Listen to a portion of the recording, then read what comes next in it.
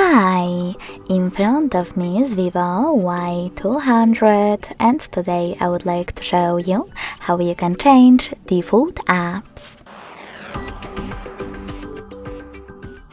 Begin by going into Devices Settings and scrolling down to Access Apps. Then scroll all the way down and click on Default Apps. Now click on one of those sections, in my case Browser app, and tap on your new one in order to apply it.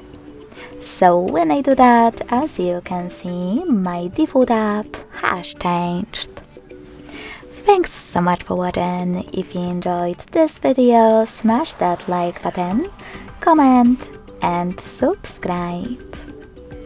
Bye!